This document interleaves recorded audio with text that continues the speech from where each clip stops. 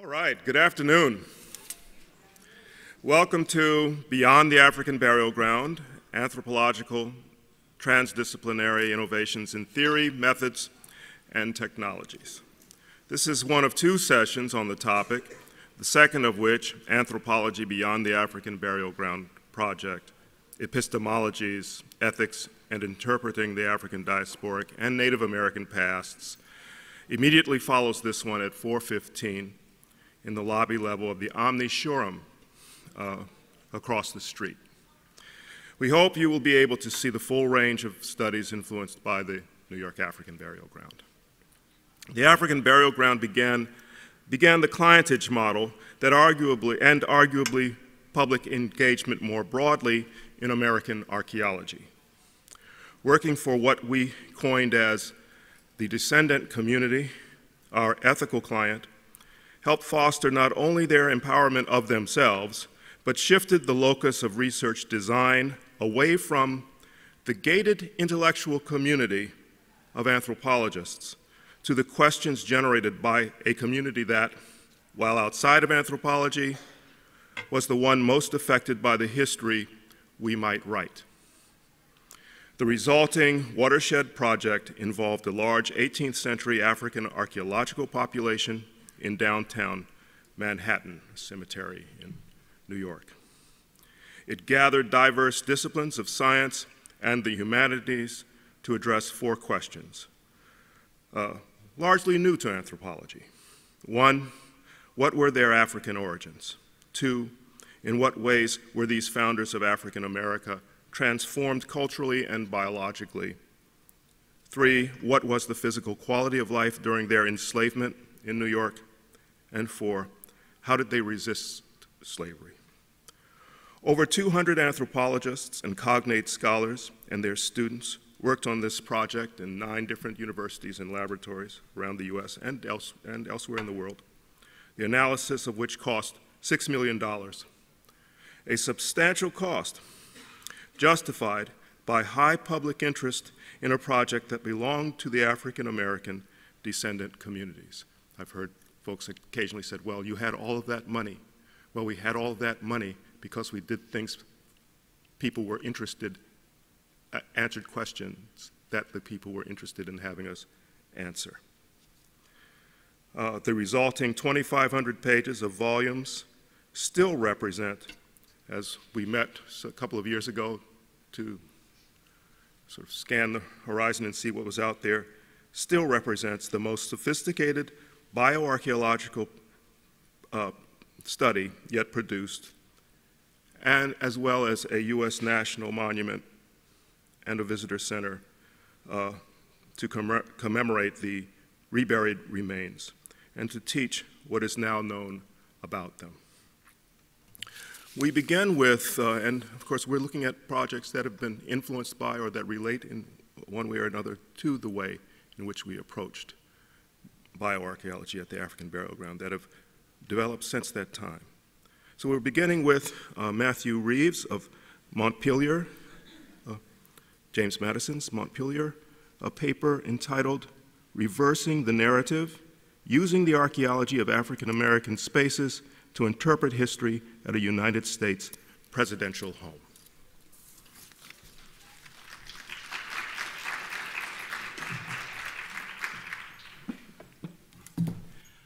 All right, thank you, Michael. It's really an honor to be part of this session. And as you said, Michael, the work we've done at Montpelier has been very much inspired by the African Burial Project and the community-based research that came from that research that was done. And the case study I want to talk about today is one that's at the plantation home of James Madison, located in Central Virginia. And it's what we've been using the archaeology of African-American sites at Montpelier to do is not only use those sites to help the public understand the contributions that African-Americans made, not just to Montpelier, but to this country, and also use these archaeological sites and the research on them to inspire and get the local community and descendants involved, not just in the research, but also framing the questions that we're using to address back to the public that comes to visit Montpelier. And there's really three different aspects of Montpelier that have allowed this to happen to the degree that has occurred so far. First, we're at a presidential home site, James Madison's home, and it's a plantation home, of course. There's over 100 enslaved individuals that the Madisons owned that lived and worked and built a community over 100 years. And James Madison was not just the fourth president of the United States. He was, the architect of the Constitution. He was the father of the Bill of Rights.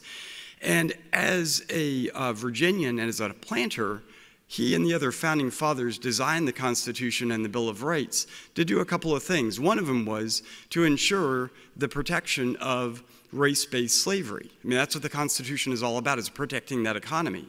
And with the citizenship question, what the founding fathers always get credit for, of course, what was written into we the people? Who were we the people? We the people were those white males who were landowners. And by landowners, by proxy, that also means slave owners, which equates to property at the time period. So this Constitution was really designed to protect the elite's investment in human chattel property. And this is something we're trying to get across to visitors at the home of James Madison, where it's very personal. Madison at his home was a slave owner. He was he was a constitutional scholar. He wrote the Virginia Plan up in the library, as we talk about, but there's some major undertones in that are baked into our country. The race-based economy that still has legacies today is still there. So you've got this power of place with Montpelier, where we can talk about the intersection between race and the Constitution.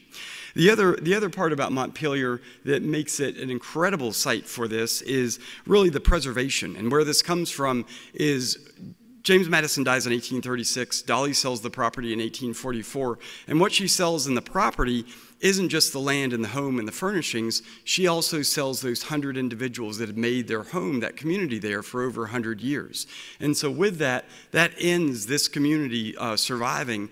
And with the end of that community, there's never as many slaves at Montpelier as there was before 1844. So a lot of the sites that were there, the slave quarters, the work areas, are completely abandoned, never to be occupied again. And what we've found in the archaeology is these sites are incredibly well preserved. All through the 19th and 20th century, they remained unplowed on the 2,700 acres that we've got at Montpelier. And what we found is intact household remains of the slaves that lived and worked there. So we're able to document their presence to the point where we're actually able to not only do research on these buildings, but also reconstruct them in an authentic way so people can recognize the presence of African Americans on the landscape in this pivotal part of this country's history. The other part of the landscape that we've got is this post-Madison landscape that gets into the legacies of the Constitution. One of the first sites we restored, and I'm going to be talking about this in a little more detail, is the Gilmore Cabin, which was built in 1873 by two former slaves of James Madison who were emancipated by the Emancipation Proclamation after the Civil War.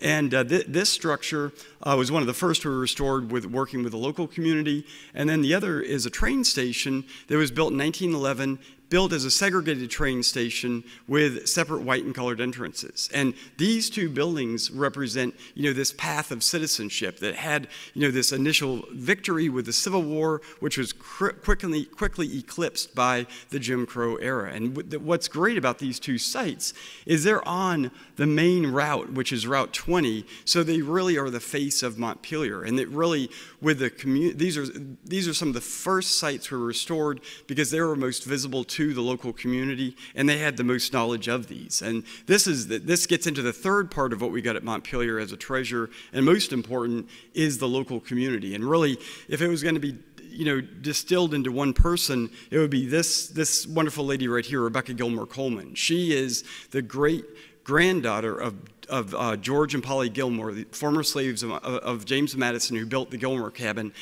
And in 1999, this is the same year that the Montpelier Foundation was established, she approached Montpelier and told the land managers there about what that cabin was, that it wasn't just a cabin covered in poison ivy that was falling down. That was built by her grandparents, who were former slaves of Montpelier. And wouldn't it be amazing to restore that and talk about, what happened to James Madison's slaves? And the same year that she approached Montpelier with this idea is she created an organization in Orange County called the Orange County African American Historical Society. And Rebecca was one of the first people I met when I moved to Orange, and I was very honored. She asked me to be part of the board. And since that time in 2000, what we've done is we've done collaborative efforts with the OCHS, and pretty much every opening we've had and every project we've had that's involved sites on the landscape. And if you're dealing with sites in the landscape at a plantation, they're African American sites. Those are the folks, of course, that are building the buildings and making this place what it was. And so from the opening of the Gilmore Cabin in 2005 to the opening of the train station as a space that looks at segregation and the path from slavery to citizenship with the civil rights movement, and then finally, more recently, with the groundbreaking in the South Yard, we collaborated with the OCHS on these events. Now, with these. Along with these particular events, what we also engaged with the OCHS on is a reunion. In 2001, there was the first reunion of descendants of the Madison plantation, and at this reunion, at that time we were looking at folks that were directly descended from Montpelier, and of course the Gilmores were part of the family that came for that. And what was really special about that meeting, that reunion in 2001, is the Gilmore family. It was the first time in over 70 years the two branches of the family had gotten together and communed. Because in 1920, when the Gilmore cabin was sold, it was sold because George and Polly Gilmore died without a will. The case went into dispute with the children. It went to court. The judge decided we're going to sell this at a sheriff's auction. The DuPont family, who later gave the land to the National Trust, which became Montpelier, that is who bought the land, and the family didn't talk since then. And in 2001, with this remembering of the Montpelier community, they met for the first time. We were able to meet and talk, and at that time we were starting the stabilization of the building. This is inside the Gilmore cabin in 2001, and asked, I said, we just started some archaeology there. We found that underneath the floorboards, the floor was sealed in 1910 by the second generation by a linoleum floor, and beneath these floorboards there are thousands of glass beads, items that were swept between the floorboards by this first generation of Gilmores. So it's this time capsule.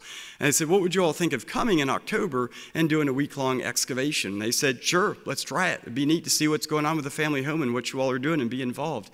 And this week was just absolutely amazing, because the family, when they arrived there was no oral history surviving from this period.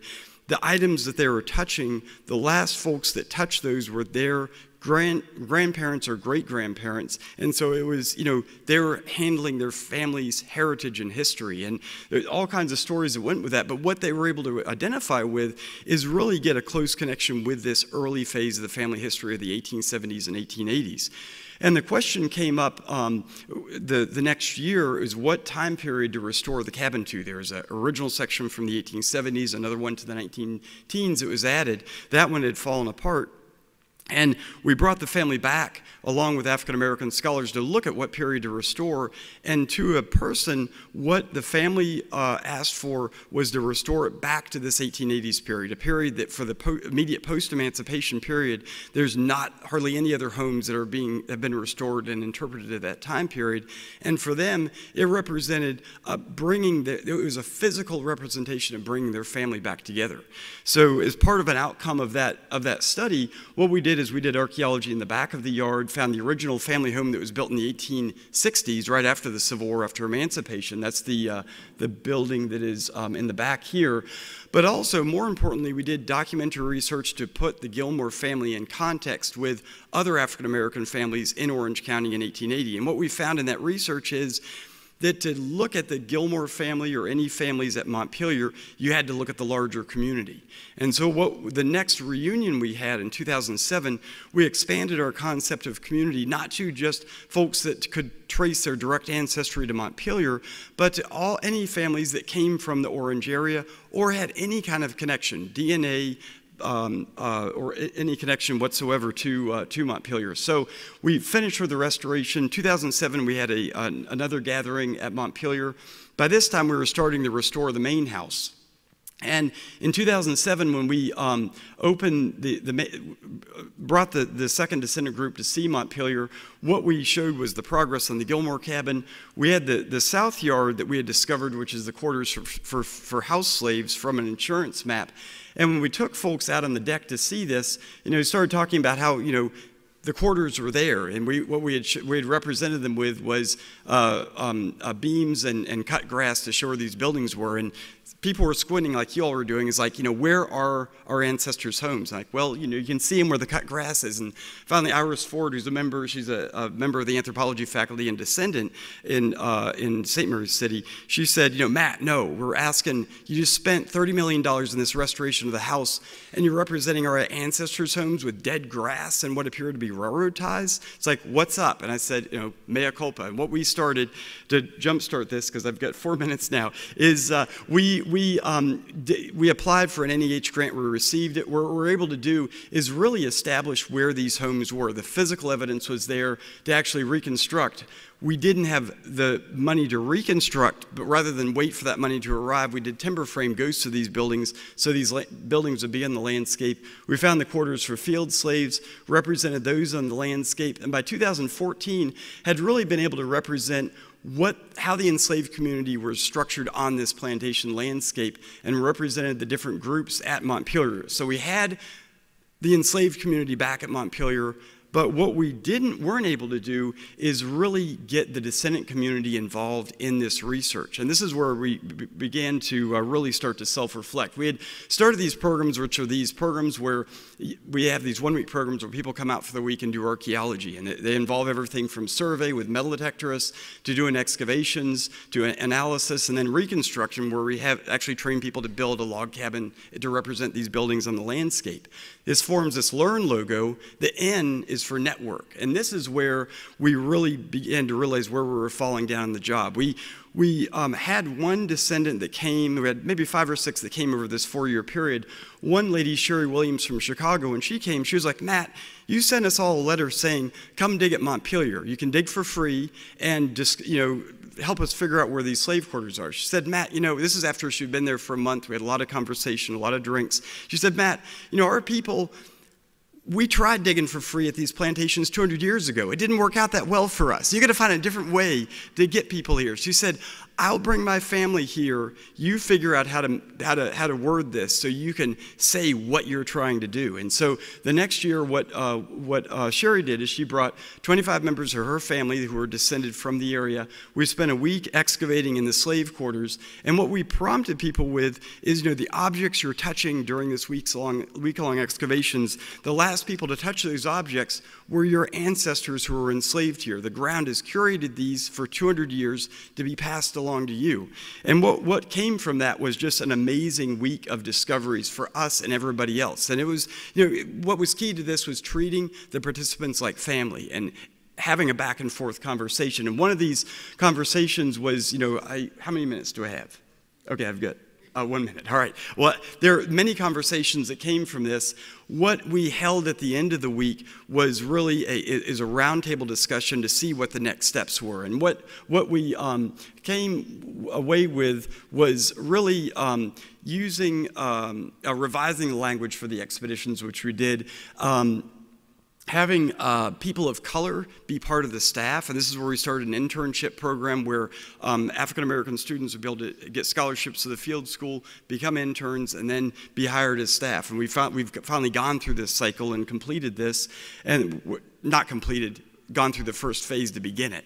And then what was also apparent was the way we're asking and inviting the community to come out was backwards. Instead of setting a schedule, is go to the local community, go to the descendants and say, when can you come out for these digs and for how many days? And what people said to a T is, a week is too much. We get your letter about coming out for a week. Nobody can do that. We could come out for 2 days, Thursday or Friday before the weekend. That would be great. And since that time, we've had over 75 members of the local and the descendant community come in these programs.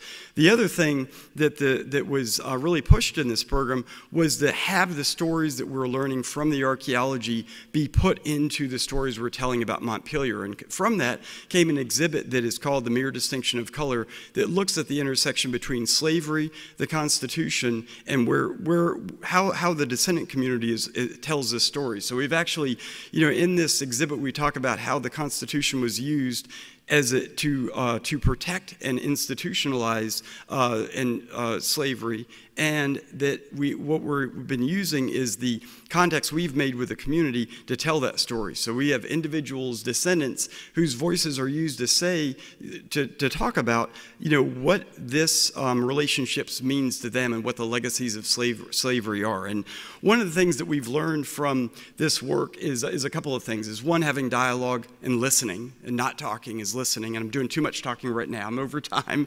And then the second is really finding a way to get this anti-racism content baked into the character of the community. And just like the Constitution has this racist heritage baked into that document, well, once it's in that document, it's hard to pull out. That's why we have these legacies and the race problems we have today.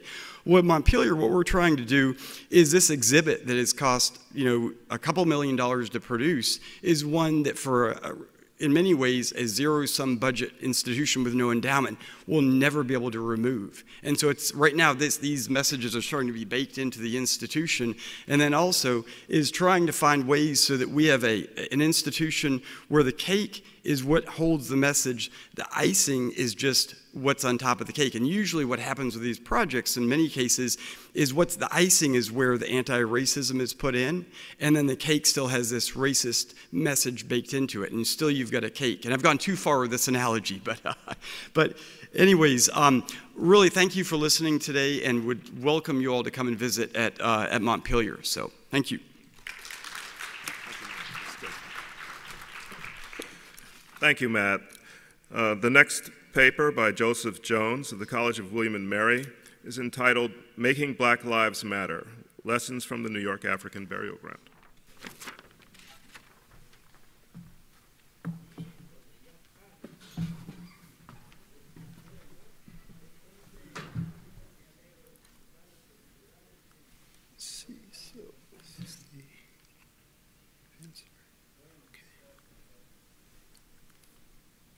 All right, so I'm shifting gears here a little bit, but there's, Dr. Reeves mentioned a time capsule, so there's a connection to what we're going to talk about, I promise. The African Burial Ground Project, conducted during the 1990s and early 2000s, helped to shift the landscape of bioarchaeological practice. The project pioneered an integrative approach that linked diaspora theory and interdisciplinary methods to a new ethics of public engagement and accountability. In this paper, we highlight some key projects that result directly from the project's novel diasporic framework. We also provide an example of a project inspired by and building upon the African Burial Ground ethical clientage model. We frame our discussion around two major lessons from the African Burial Ground Project, in which we address interwoven themes of ancestry and agency. These themes are central to various social bioarchaeologies of identity and inequality that have emerged over the past decade.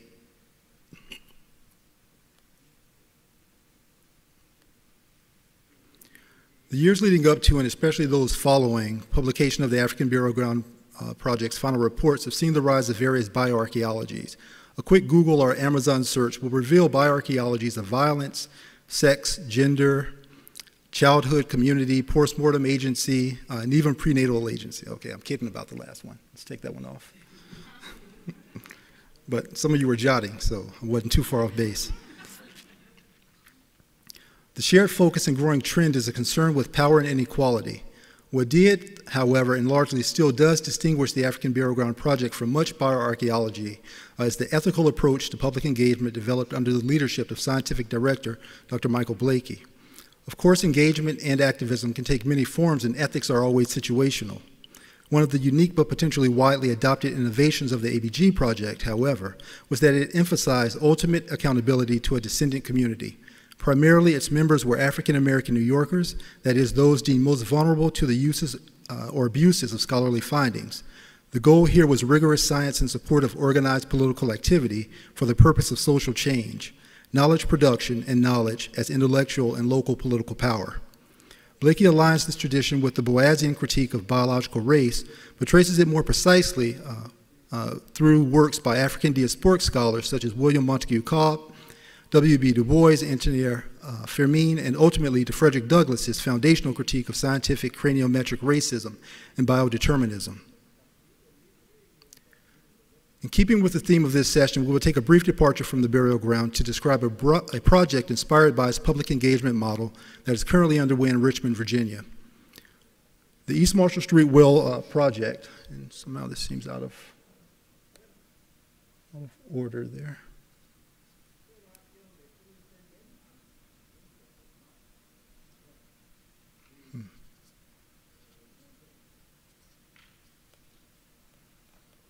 Apologies, there we go. The East Marshall Street Well project is an effort to properly reinter, memorialize, and perhaps to study human skeletal remains unearthed as a result of construction activity undertaken by the Medical College of Virginia, now Virginia Commonwealth University Medical Center.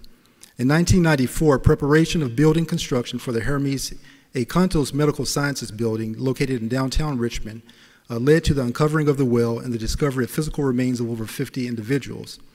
Initial skeletal analysis suggests that these were people mainly of African descent who had been discarded into the well following their use as cadavers for medical training and dissection and amputation. Archaeologists date use of the well to the pre-Civil War period, thus at least some of the ancestral remains are likely to be those of enslaved children, women, and men. In circumstances similar to those of the New York African Burial Ground, construction of the Contos building, apologies. See here.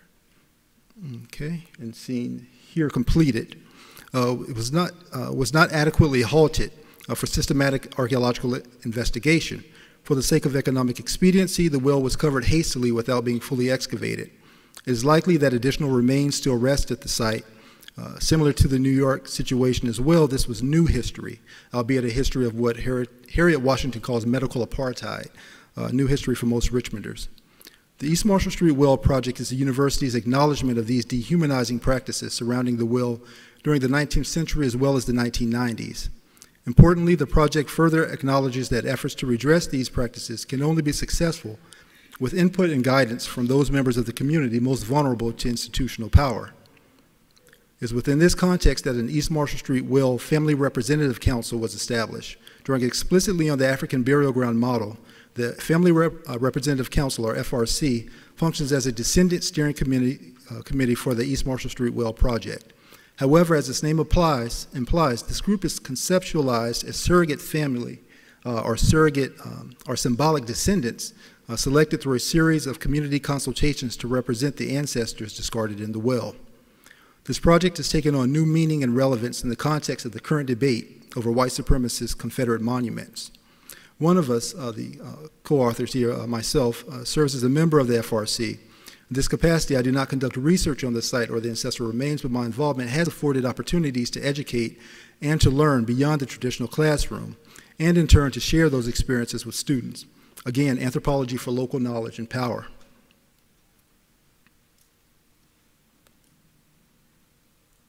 It's the FRC there.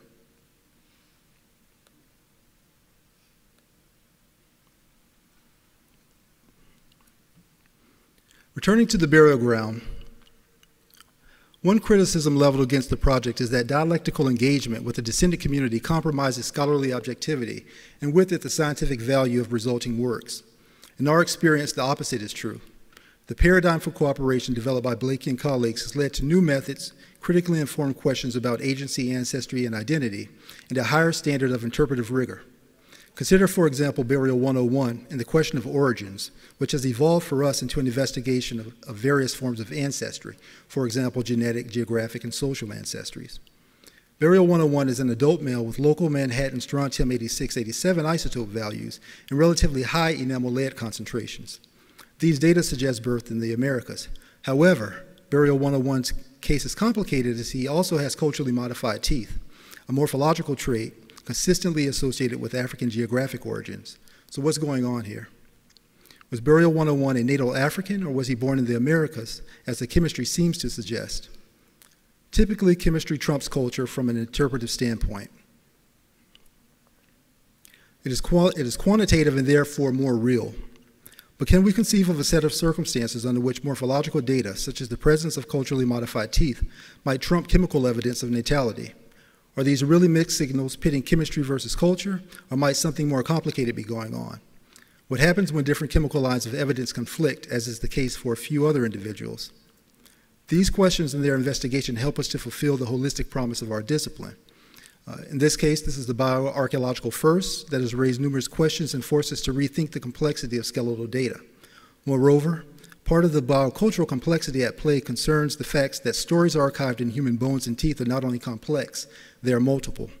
Like other skeletal biologists concerned with matters of health and inequality seem to do, here we find useful the conceptual approach to embodiment developed by social epidemiologist Nancy Krieger. Specifically, Krieger reminds us that embodiment happens through various systems and at multiple levels, so it is possible to reconstruct ancestry and health embodiment profiles differently using different biological criteria, such as morphology, developmental and cultural modified bodies, as well as genetics and biogeochemistry. What the diasporic approach has enabled us to do, in turn, is to consider more fully what is being embodied. In human remains from early America, we should expect to see evidence of biocultural tensions and trade-offs. For example, we should expect to find evidence of social race formation alongside that of biological consequences of racism, as well as indicators of more emic processes of ethnogenesis. These are skeletal memories that might influence signatures of origin and migration. Like historical memories, these signatures may be partial. Within the body, they may overlap, compete, and perhaps even override one another, masking each other with time. This may confound analytical delineation and force new interpretations. Indeed, we're currently preparing revised natal estimations that may take these into account, take other factors into account, such as paleopathology. We plan to present these and other data at the American Association of Physical Anthropology meetings in the spring. The title of this talk, Making Black Lives Matter, of course draws its inspiration from a social movement that coalesced in the wake of the murder of Trayvon Martin by George Zimmerman in 2013.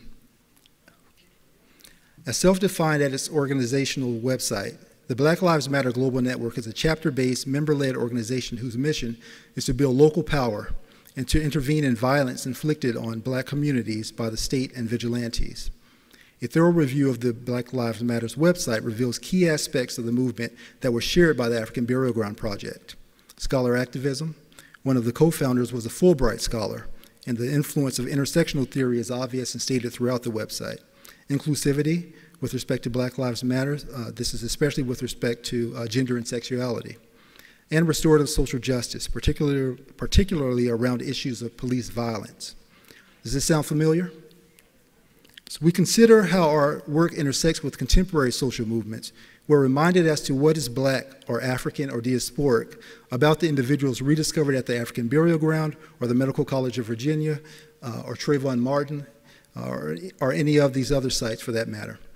Black people became and become such through the embodiment of their Black lives. Finally, the African Burial Ground Project was an important intervention in an ongoing debate over the nature, study, and representation of historical biology. The project moved us beyond an ethical paralysis of analysis in which the way to comply with the tenet to do no harm could be construed as simply doing nothing. This path of least resistance often leaves intact a status quo that may be untenable at best for those who care most, as would have been the case in New York City and in Richmond. The project also addressed a troubling tendency to problematize or disrupt community identity formations, quote unquote, for the good of science.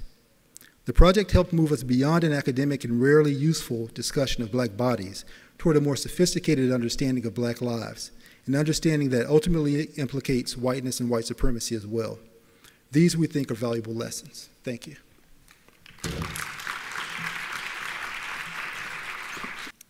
The next paper is by Jihad Muhammad of the African Scientific Research Institute in Chicago and his co-author Patricia White, entitled African American Progeny Quest for a New Paradigm to Archaeological and Anthropological Study Beyond African American Progenitors, Burial Grounds in an Economic Stability and Sustainable Growth for Rural Diaspora. That's a long one.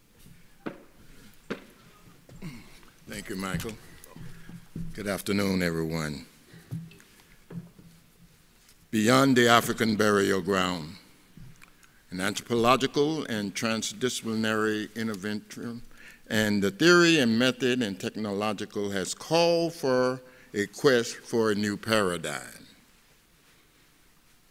It is an honor to stand before you this evening and to be part of this collaborative mission of the Unparalleled Ethnically Integrated Research Team, painstaking interdisciplinary research led by African Americans. We are advocates for ancestors, reclamation, and reburials, and the erection of a regional and national monument encompassing the diaspora research stations under the umbrella of the Jean-Baptiste Point du Sable enterprise.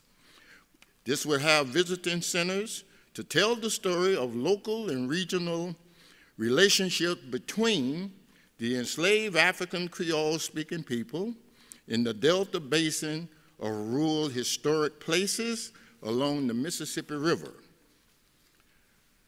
Good afternoon. I am Professor Jihad Muhammad.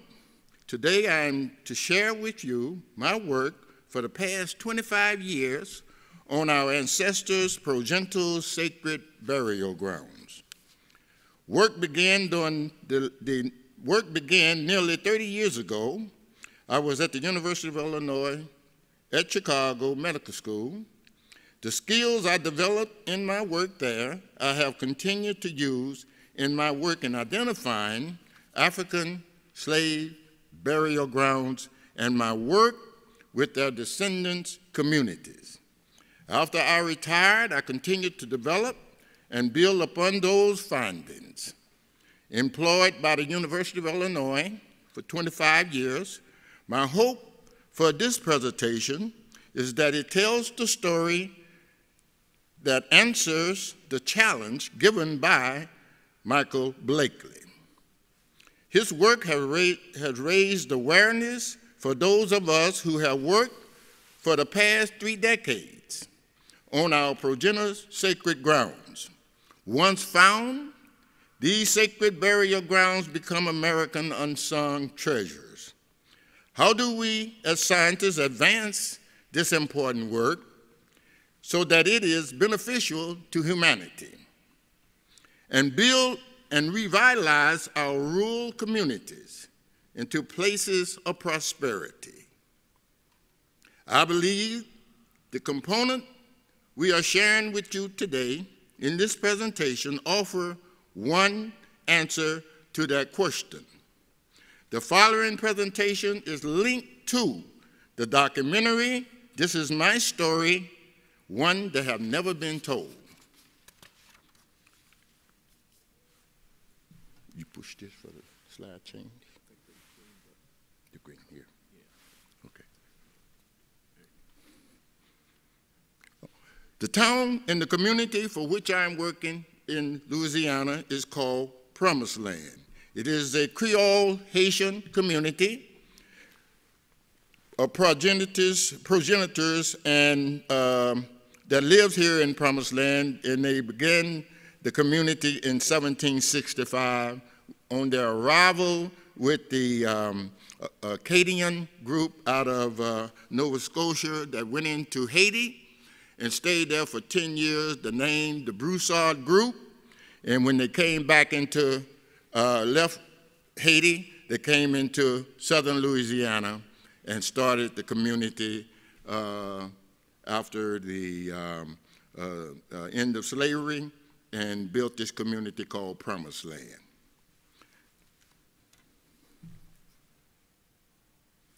Knowing about my work with the African slave burial ground, some of the plantation slave descendants in the St. Martinville, Louisiana area contacted me. They asked me to come and see whether the area and that they had long suspected were indeed the burial ground of their ancestors. St. Martinville, Louisiana, is a small town east of Lafayette, Louisiana, south of I-10 on the Bayou Teche. The African American community outside of St. Martinville is unincorporated, part of Parks, Louisiana, which the African American community called Promiseland in honor of their ancestors. Promiseland was settled by African Creole Haitian community in 1765. Today, descendants represent various professional walks of life, from none to school teachers to principal to legislative members.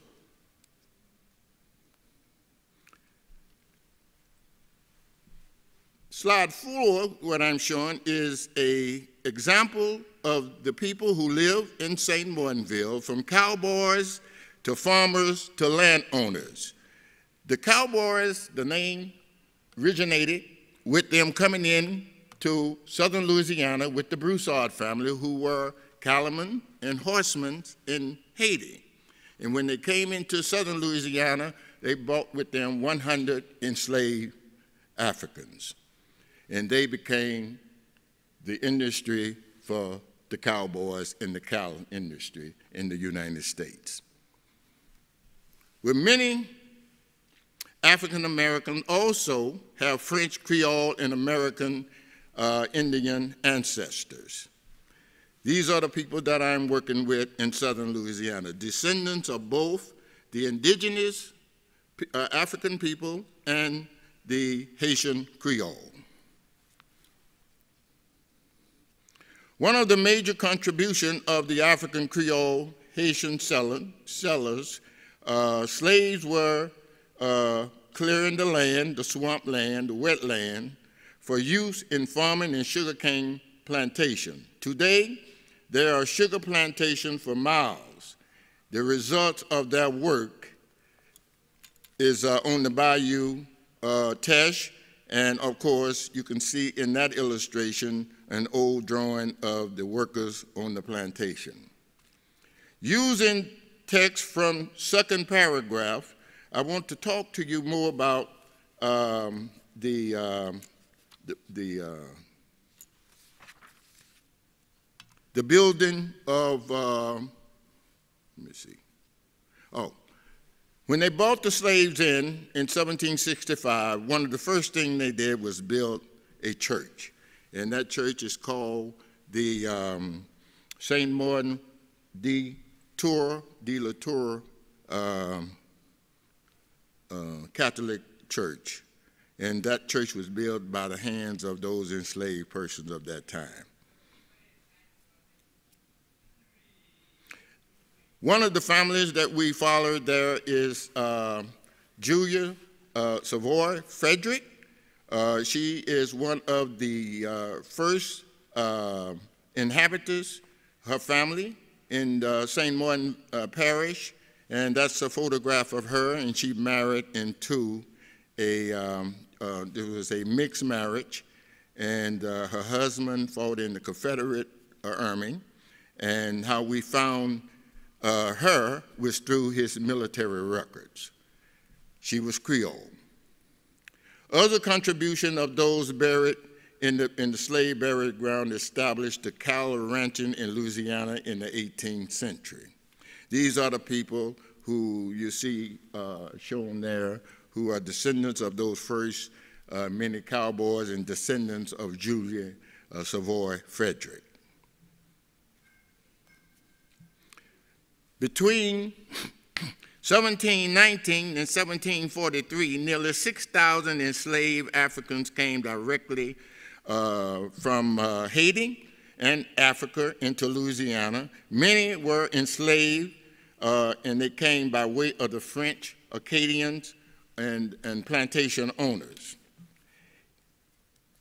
Here we found in the burial ground of the ancestors of those that we introduced you to, 8 graves were found and documented and portions surveyed and recorded by myself and the state of Louisiana archaeological David Palmer and also Professor Ray Brasseur from Louisiana State University.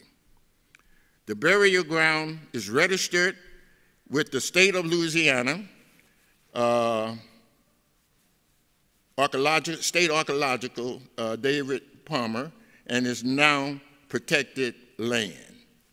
However, access to the land by descendants remained a problem. After certifying and registering the burial ground, we worked with the descendants on negotiation with the present landowners to allow descendants access to their ancestor burial ground.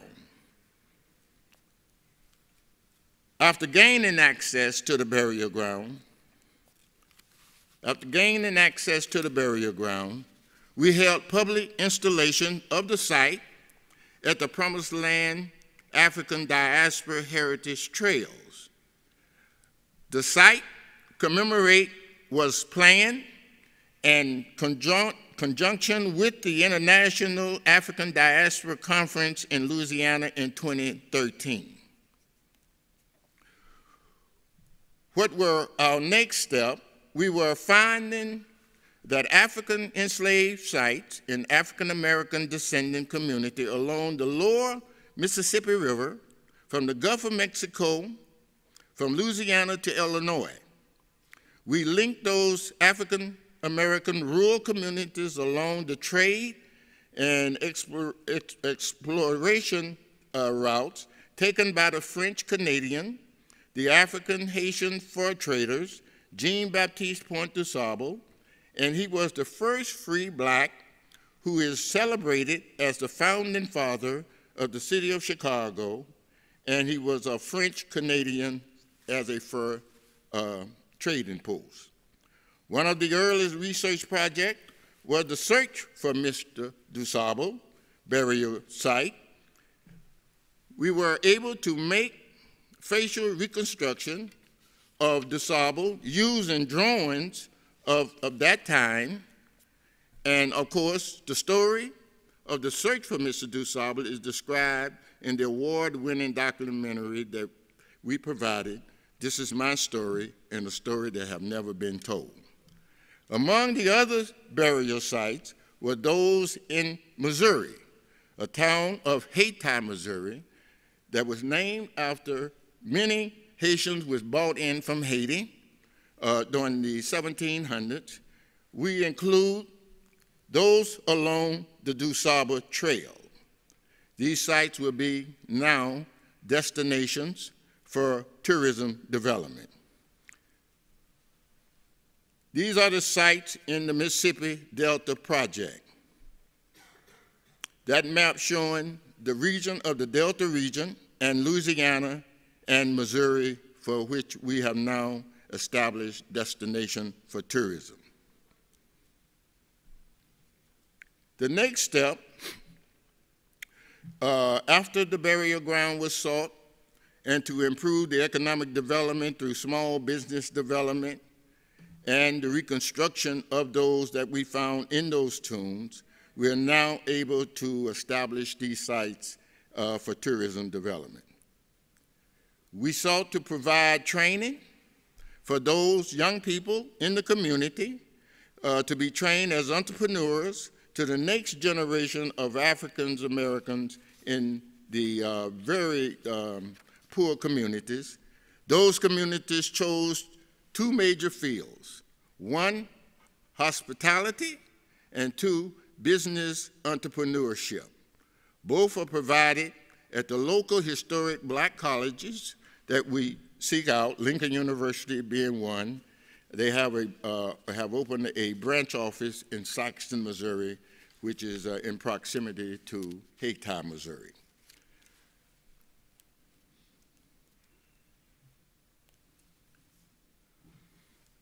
We developed business plan for cultural ecotourism jobs around the local African-American history and culture in the area around the burial sites.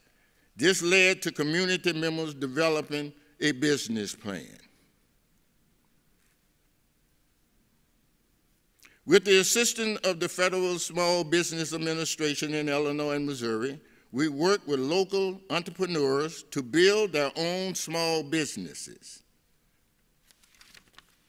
These are photographs of some of the products that the community now are producing, and we are now distributing through our website and also through other means or local businesses.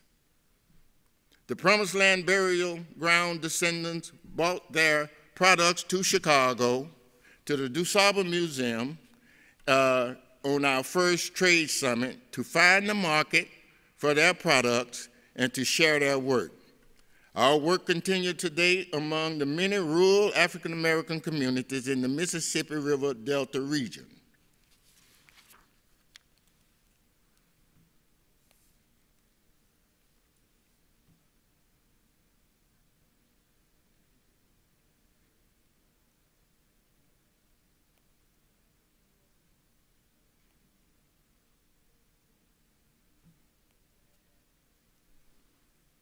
I want to thank you all for listening. That's my report. Thank you, Michael.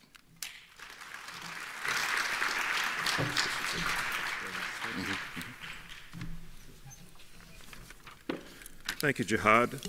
Our next speaker, Hannes Schroeder of the University of Copenhagen, will speak on Roots Revisited, Recent Advances in Paleogenomics and the Search for Origins and Ancestral Ties in the Context of African Diaspora Archaeology.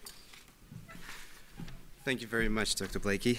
And good afternoon, everybody. I actually cut down my title because it was a little long. It didn't fit on the screen. But thank you. And thank you for organizing, putting together this session. It's a great honor to be here.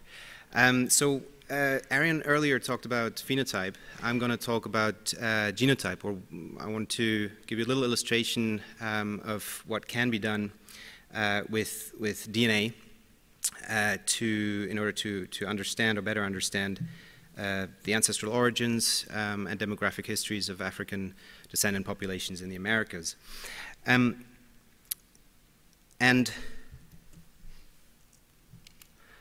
a lot of the work that I'm going to talk about was conducted as part of this project here. It was called Eurotest. It was a PhD training network that ran from 2011 to about 2015. And it funded 13 PhD projects across various different disciplines: history, anthropology, archaeology, and also human population genetics, and that's the part I'm going to mainly focus on today. This work was very much inspired, of course, by the New York African Burial Ground Project, which was underway when I was still in undergrad. And as Dr. Blakey outlined earlier, it was not only seminal in terms of community engagement and setting standards in that regard, but also in terms of phrasing research questions that could and should be asked. And so Dr. Blakey outlined those earlier, and here I just have them again. So those themes that were picked out were origins and ancestral ties and the physical quality of life of enslaved peoples in that part of the United States at that point. Biocultural transformations that these individuals and populations underwent after their arrival in the Americas, and lastly, modes of resistance. With work with genetics, the theme that we're mainly focusing on, of course, is origins and ancestral ties, although when we're talking about pathogen DNA and work that is ongoing there, of course, there are things also to comment on here in terms of physical quality of life and so on. But what I'm going to mainly focus on is this theme of origins and ancestral ties. So the New York African Burial Ground Project pioneered also different methods, new methods. And so we've heard about dental anthropology. Dr. Jones talked about isotope analysis. And ancient DNA analysis was also part of the mix. But in in many ways, the New York African Burial Ground project was ahead of its time, because a couple years after the project was wrapped up, the field of genetics and genomics, and particularly also the field of ancient DNA, underwent a complete shake-up, a revolution. And the game changer was simply a new form of DNA sequencing that you've probably all heard of by now, but people talk about next generation sequencing or second generation sequencing or simply high throughput sequencing. And the difference is simply one of scale. So whereas in past years we would spend weeks and weeks in the lab trying to PCR amplify and clone short bits of DNA, now we could literally sequence millions of nucleotides per second, so producing roughly a human genome in an hour. So that's 3 billion base pairs. So the amount of data that can be produced is has just changed dramatically. Well, this had a massive impact on all kinds of fields dealing with those 4 letters, dealing with DNA. Forensic genetics and medical genetics and biology and what have you, but also particularly on ancient DNA. So here you have a graph that simply shows the number of genomes that have been ancient human genomes that have been produced since that technology came on the market, and you can see that it took a while, but then starting in about 2013 or so, literally hundreds of ancient genomes have been sequenced from around the globe. The other aspect that's important here to consider is that a lot of effort has been spent simply not working on ancient genomes, but on modern populations to try and better understand human genetic variation across the globe. And here you have a, by now pretty famous genetic map of Europe. This was published by John November and colleagues already a few years ago now. But what I want you to take away from this is simply that when you look at this principal component plot here of about 1,000 individuals from Europe, what stands out is that the genetic variation, first of all, that there's structure there, and that this structure mirrors geography. So there is, as he put it, a close correspondence between genetic and geographic distances. Now, when it comes to the context of the African diaspora and African populations in Africa and African descendant populations in the Americas, we're running into a little bit of a problem, because for the longest time, studies of genome-wide variation have been largely focusing on people of European descent. And there are various reasons for that that I don't have the time to go into. But just suffice to say that out of all studies that have been conducted on human populations, only about 2% have been done on populations of African descent. This is also mirrored in the world of ancient DNA. So here you have a map that shows the ancient genomes that have been sequenced, and you can see a little bit of a bias there. And this has partly to do with preservation, but partly also, with access to funding and access to labs and so on and so forth. So the vast majority of ancient genomes have been produced for Europe and Eurasia, and there are only 11 data points for the entire continent of Africa. Having said that, though, it's not all doom and gloom. There are several projects underway currently, led by different consortia, that aim at better understanding human genetic variation in sub-Saharan Africa. So there's one just around the corner from here, the H3 Africa project led at the NIH. There's another one called the African Genome Variation Project, which is led by the Sanger Institute in Cambridge in the UK. And there are smaller consortia, like one that we put together specifically trying to look at populations in sub-Saharan or in West and West Central Africa that were targeted in the slave trade. Now, what I want to do in the remaining few minutes, I want to give you two examples of kind of work we've done in that project. And the first one is one using ancient DNA, and it's simply, the point here is that it's supposed to show that you can obtain this type of information from historical samples and try to address questions, regarding ancestral origins and so on. This is already, both studies are already published. This is already a couple of years old. But what we did was we looked at 3 burials from the Zoutsteek area in Philipsburg and St. Martin, and hence this, they're called the Zoutsteek 3. St. Martin, of course, an island in the Lesser Antilles. And there were 2 males and 1 female, and they're aged between 25 and 40 years. The burials date to the later 17th century, more precisely 1660s to 1688. And all 3 of them had culturally modified teeth that you heard earlier by Dr. Jones already. And we took that as a sign that they were probably born in Africa, although, as Dr. Jones pointed out earlier, the story might not be quite as, might be a little bit more complicated than that. We also conducted isotope analysis as part of an earlier study on those 3 individuals, and that again pointed to Africa as the birthplace. But what we couldn't say based on the isotope values, in this case strontium isotope values, was where in Africa these individuals came from. So then we proceeded to generate genome-wide data from these 3 individuals, and because of preservation, we weren't able to obtain full genomes, but only partial genomes.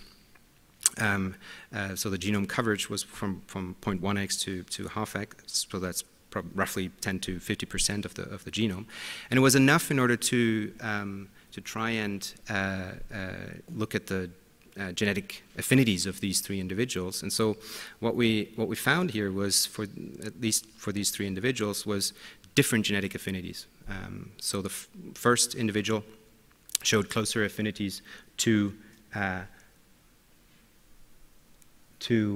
populations here in the Cameroon area, particularly the Bamoun in this data set, whereas the other 2 showed greater affinities with populations from Ghana and present-day Nigeria. Now, the one thing that you have to, there are several caveats with this, but obviously one thing you'll notice straight away is that we have here 11 reference populations, and this was what was available at the time, but this is out of, over 2,000 ethno-linguistic groups in sub-Saharan Africa, so it clearly does not represent the entire human genetic diversity in sub-Saharan Africa, but that's what was available at the time. And I do think that the results are solid in the sense that they were also backed up by another piece of evidence that we got, in this case Y chromosome evidence for one of the individuals, one of the males, who had a particular haplogroup, Y chromosome haplogroup, which shows a very restricted distribution in sub-Saharan Africa, and it occurs at about 98% frequency in this part of northern Cameroon. So again, pointing to northern Cameroon as a potential place of origin for that particular individual. Now, the second case study I want to talk about, just to present you in the next 4 minutes or so, is not based on ancient DNA, but on modern DNA. And it's one that we just published last month. It was led by Cesar Fortes Lima, who was a PhD student on the Eurotest project. And what we did here, thank you, Michael, what we did here was to look at the genome-wide ancestry and demographic history of 4 African descendant communities in French Guiana and Suriname, and they're called the Noirs Marrons. They're interesting because they're descendants of Maroon communities that were established there in the 1700s, and they have a very high percentage of African ancestry, probably among the highest among all African descendant populations in the Americas. And so what we did at first was to look at their ancestry. And here the first thing you'll notice that our reference panel has increased a little bit, has improved a little bit. So now we have a reference data set of about over 3,000 individuals that we compiled from all kinds of different studies. from about 43 different populations. And the Namarron, you can see them there plotted in with the black circles. And we had two other populations that we also included and generated data for, which were population from African descendants from Colombia and African descendants from Brazil, from Rio de Janeiro. And what's interesting here is that the Namarron, as well as the African descendants from Colombia, show greater affinities with populations that are here from that part of, so the Baie de Benin and what was referred to as the Gold Coast. Whereas the African descendants from Brazil, or from Rio de Janeiro specifically, showed greater affinities with populations from Angola, and you know, this reflects patterns in the transatlantic slave trade that we know about. What we also then try to do, and this is where, you know, it gets more interesting, I guess, in terms of you know, what you can actually do with genome-wide data. We try to establish admixture timing. So the Namarron have small bits of DNA that is not African, that it tends to be European or Native American. And by looking at the lengths of these ancestry tracts, you can actually try to estimate when this type of admixture entered their genomes. The longer the tracts, the more recent it is, the shorter, the longer back in time, simply due to recombination. And so what we found was a first pulse of Native American ancestry that entered the Namarron population around 1750. And a second pulse involving Europeans around 1775. And this is interesting because it is pretty close to the formation of these first maroon communities. Lastly, we looked at something that is generally well known, but we also looked at basically sex-biased admixture patterns in all these populations that we looked at. And what we found, which has been shown before, was that there was a female-dominated African gene flow and a male-dominated European gene flow that you can see in blue. And those, you know, reflect social dynamics and mating patterns during the colonial period. So just to sum up, I'd just like to you know, make the point that, you know, we can use genetic data to provide new insights into ancestral origins and demographic histories of African descendant populations in this case. Ancient DNA provides a means to directly test hypotheses relating to specific archaeological assemblages or contexts.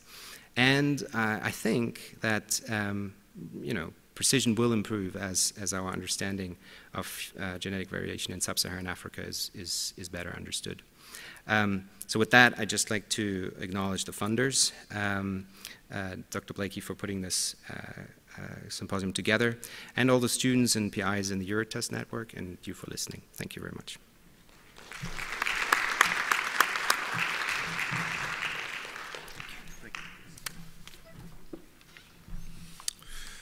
Thank you. Our last paper for our first session of the afternoon is by Rachel Watkins of American University, who will speak about, whose paper is called Beyond the African Burial Ground, Envisioning a Black Feminist Bioanthropology. Good afternoon. Like Ariane, I'm short too, so I will lower the mic. So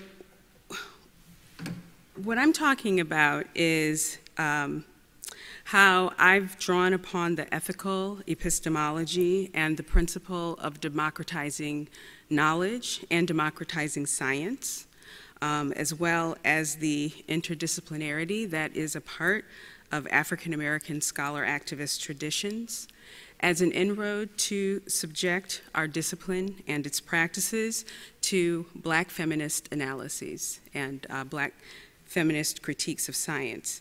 In particular, the reason why I think this is important is because I have always identified as Black and feminist, at least since high school, and even in the most progressive spaces, within our subfield, there's little to no space for Black feminist perspectives. And this is the case in bioanthropology more broadly. There's been a Black feminist turn in archaeology, there is a feminist bioarchaeology, but in terms of bioanthropology in general, that is not the case.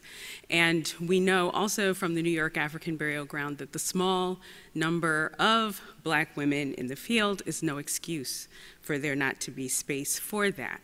The New York African Burial Ground is an example of what it means to bring one's whole self to scientific practice, and that being rigorous. And so that's where I'm working from today. So starting with the statement of the problem that kind of led me to this exploration. Is this the? Yeah, press the green button at the top. Green. Ah, yes, okay. So the research produced, and many of my colleagues have already talked about the innovations methodologically and otherwise, and the important information that comes out of the New York African Burial Ground, and that's what's represented in this slide. And also, we have addressed the fact that this was an African-American-led, multiracial, interdisciplinary team of researchers that carried this work out. We also know that what Michael Blakey termed as the descendant community played a very important role in the development of the rigor of the project in the form of assisting with developing the research questions, as well as the terminology, and making us accountable and holding us accountable in our research practices, right? However, the methodological and theoretical innovations of the Burial Ground Project and what they modeled are rarely, if at all, right, in the literature, cited in the literature. And this is literature that's talking about methodological and theoretical innovations in our field. And so we know this to be not only a problem in bioanthropology, but it's a problem writ large in the academy. And so in thinking about how to bring these parts of myself together in the process of continuing my work as a bioculturalist, I decided to take a leap and bring together the literatures that make up who I am as an intellectual, and to look at Black feminist theory and critiques of science to disrupt this pattern, right? This pattern of there not being space for bioanthropologists of color to bring their whole selves into the discipline. And I also want to argue that Black feminist theory and critiques of science are, or can be used as an important lens for understanding the contributions of the New York African Burial Ground Project and how those contributions have been obscured, right? And as well as the way forward past that. And so, the main thing that I argue in a number of forthcoming publications is that Black feminist scholarship and these critiques of science in particular are really useful in exposing the epistemological underpinnings of our field that reproduce these normative scientific terrains. And I call that, and I kind of draw on other scholars and term that ethnographic visibility. So there's an ethnographic visibility that can be brought to the table within bioanthropology through drawing upon this theory. And that involves situating scientists as social actors rather than these objective practitioners. It also involves identifying and naming and destabilizing these epistemological underpinnings that produce and reproduce these normative intellectual terrains, and also, and more importantly, disrupting the production and reproduction of people of color as research subjects in epistemological processes, right? And I bring that up and want to emphasize that because one of the things that I argue is the reason why the contributions of the New York African Burial Ground are so obscured is because there is a history and there continues to be a kind of this ideological primacy of situating people of color as research subjects within our subfield versus being knowledge producers. And so in terms of bringing one's whole self to bioanthropology by way of bringing my Black feminist self into the picture, I draw upon Black feminist scholars such as Patricia Hill Collins, who as recently as a couple of years ago called for the need for scientific insiders to engage in a critique of science. So in other words, kind of in keeping with this interdisciplinary activist scholar tradition within the African diaspora, to kind of draw upon, right, to use that to be scientists and also to critique the science, right? And she says that this is important because there continues to be this real problem with us assuming that because we've critiqued scientific racism, we don't need to critique structural racism, when that indeed is, of course, not the case. And it also allows for race to remain central in the field in a number of ways that reflect its scientific past, right? What I call kind of bringing cultural anthropology into bioanthropology, I call this perspective of mine, drawing from Gina Ulysses' term that she coined in 2005, an altered native perspective. And to define that briefly, she considers it to be an anti- and post-colonial stance with a conscious understanding that the continuities of history mean that there are no clean breaks with the past. She also argues that it does not offer new or alternative viewpoints, but they engage existing ones. Okay? And then also she says that it's about taking tools of domination and manipulating them to serve post-colonial goals. Right.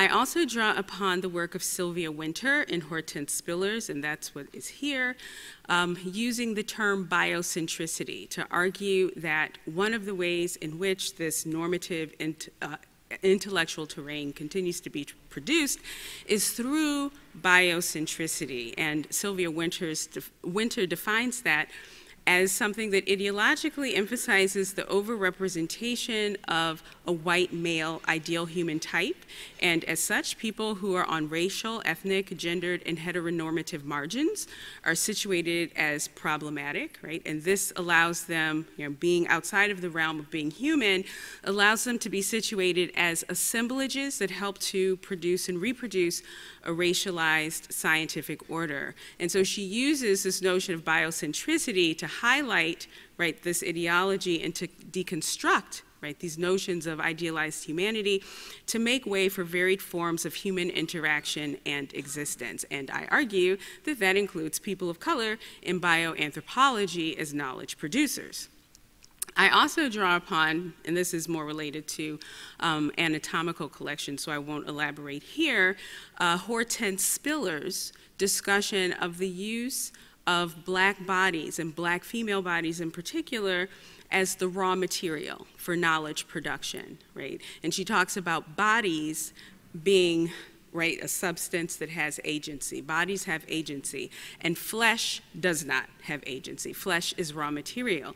And one of the things that I find interesting within bioanthropology is that while we subject archaeological populations to quite a bit of theoretical intervention, that doesn't necessarily happen with anatomical collections. So there's a way that they continue to be situated as flesh, right? This raw material versus bodies, in spite of the language that we use about putting flesh on the skeletons when we do our analyses. And all of these things, again, point to the obscuring of the scholarship of people of color as part of maintaining our position as research subjects versus knowledge producers, right? A couple of things about bringing a researcher's whole self, theoretically and otherwise, to scientific practice that draw upon this notion of what it means to be an altered native anthropologist. First, a researcher's fields of association and intellectual production and resistance are all a part of who we are. We have a non-internalized awareness, right, of being othered in the discipline. So in other words, we come with an awareness, and this was certainly the case with the African Burial Ground Project, that we are both studying and experiencing inequalities of people as people of color in the field. Also, going back to Ulysses' point about the historical continuities not allowing for these clean breaks with the past, we recognize, right, within the African Burial Ground Project, we recognize that study as being one of the past, but also a part of contemporary struggles for human rights. So that's an example of how the burial ground, as it was framed, right, reflected there being no clean break with the past. In terms of how the contributions that the Burial Ground Project made to ideas such as postmortem agency, looking at ethics and bioarchaeology, there are some very particular ways in which Ulises' concept allows us to kind of see how it is that it continues to be obscured. Right, emphasizing the importance of engagement with existing ideas, right, is something that's a necessary part of epistemological processes. However, right, there continues to be within our subdiscipline and more broadly, this rhetorical invention of ideas as new or emerging, right? So we, 20 years ago, have the ethical epistemology as a model for kind of bridging bioarchaeology and ethics, and it doesn't show up anywhere in the literature, right? Also, we know that that continues to reify, right, and reproduce this notion of white critical scholarship being universal and very generalizable, whereas the scholarship of people of color is very niche, right, and not applicable generally to methodological and theoretical innovations, right?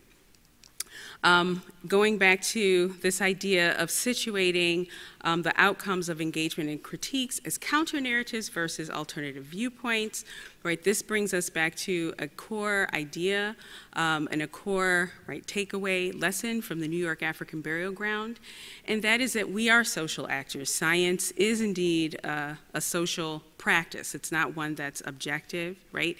And that we as researchers, therefore, have multiple connections to the research process that have a lot to do with the fact that we are and always have been politically situated as scientists. So wrapping up, I want to emphasize the importance of ethnographic visibility and kind of moving forward within our discipline, within bioanthropology, in a way where social theory has more of a presence, because there are many ways in which we are developing new ways of understanding who we are and who our ancestors in the burial ground are, for instance, genetically and otherwise, but the intellectual terrain that's going to provide space to bring more people of color into the field and to bridge our research more explicitly with other fields of study related to the African diaspora experience really hinge upon, I want to argue, the integration of this social theory. And so with that said, I want to end with a quote from Catherine McKittrick, who is a critical geographer. And this is from a piece that she wrote in an edited volume that is dedicated to the work of Sylvia Wynter.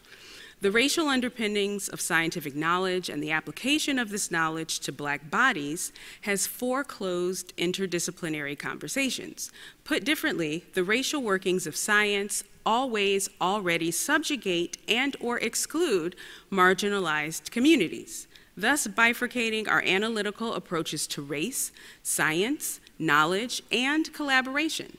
It follows then that the creative works of Black musicians, writers, and artists are distanced from or simply unimaginable in science studies and the production of scientific knowledge. And again, we had all of those constituencies in many ways coming together to bring about what was the incredible contribution that was the New York African Burial Ground Project.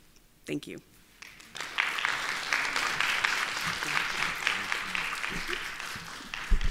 Thank you, Rachel.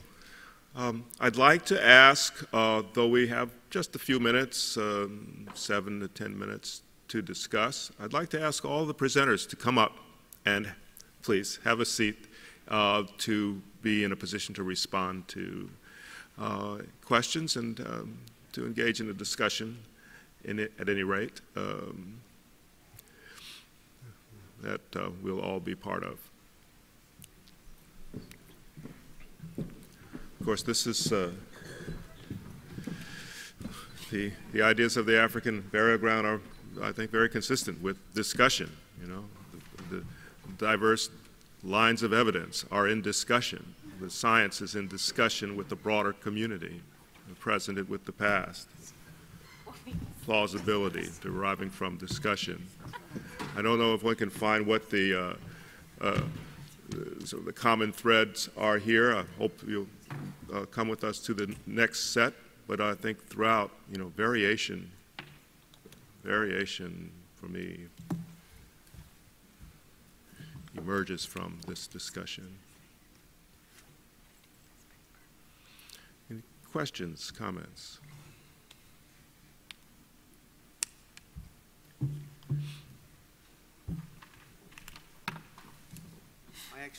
I have one. Please. Just relating to the last talk, which I've found fascinating. I was wondering this description of the research people of color as niche. Why do you think it is perceived like that? Speak up into this. Let's try. That's just, much better. I was wondering about this description of the research of people of color as niche, and if you could just say a little bit more about that, why you think that is, and the processes that are contributing to that. Well, sure. It's very much tied to the broader history of structural racism that positions African Americans historically and people of color more broadly as less than human, right? Or in ways that reflect a kind of lesserness, right? In terms of being a human being.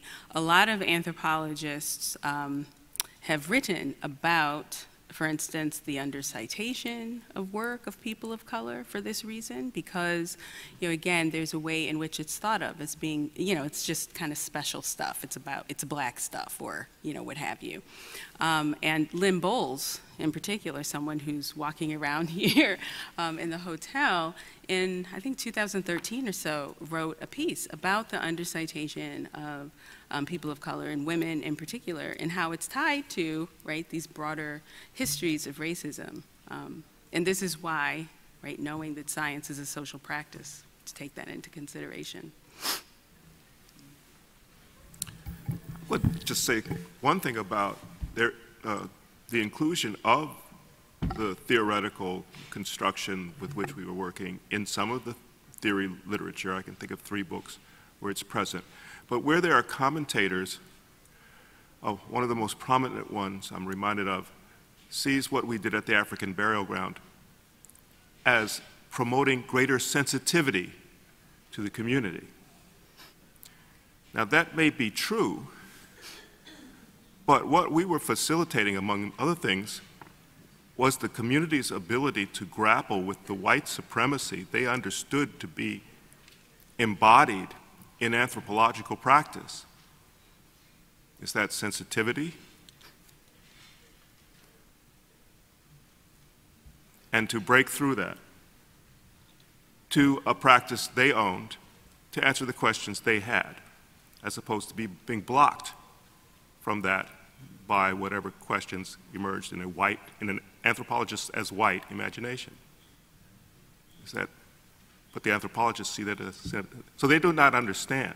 The understanding they had, even of the theory that appears, is often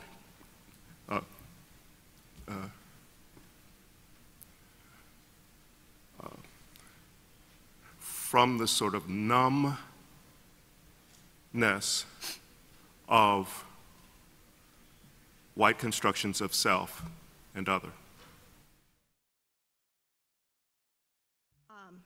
Dr. Muhammad, thank you very much for speaking with us today. I was wondering if you might speak a little bit more about your process of setting up this engaged project geared towards sustainable economic development, and particularly its relationship with ecotourism. I think you mentioned that in your paper. Mm-hmm. Well, thank you. What my position is, going beyond the African burial grounds, is to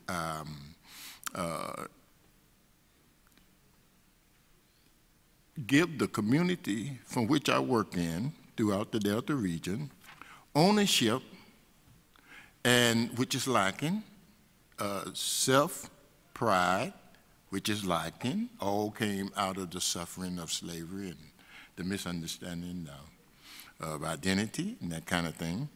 But the process is to, I started, was to have civic engagements, bringing all elements of the community together, you know, elected officials, which is quite a big task to do, because in Louisiana, it is a unique place for African Americans. It is the Mecca. And of course, on the East Coast here, you all had slavery like 200 or 300 years before it even got into the Delta. And so I followed the people who began to people that land, and we followed them out of Haiti. So the first inhabitant of that Delta region was really of Haitian descent. And we know when they came in, we know how they got there. They still speak the language, the Creole language is very much embedded there. But it's very poor. And so we had to figure out, in order to get their attention, how they can become somewhat ownership, in a way, of their community. As I said, it's every community that I've ever worked in, I don't know why, but all of these African communities are unincorporated, meaning they get no services unless someone really just want to give it to them. And that's what we have in Promiseland. We're trying to build a destination, and we found out through the EPA that we don't have the facility in terms of the sewage system. We're still dealing with the septic system, and that won't work. So we are now working with communities in terms of the legislative people, because they're going to benefit as well. But we believe that the community itself should benefit from tourism. And even though I was told that we do, I don't see the evidence in none of the communities that I work in. Well, you're getting electric lights, you're getting water. Well, that is not, I mean, but they still poor.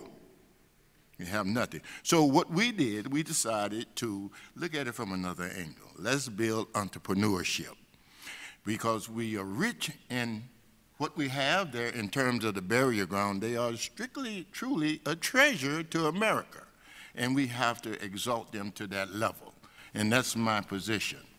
So we start off by bringing people together, and we had tons of civic engagements all up and down through the Delta. First of all, there have to be an educational component.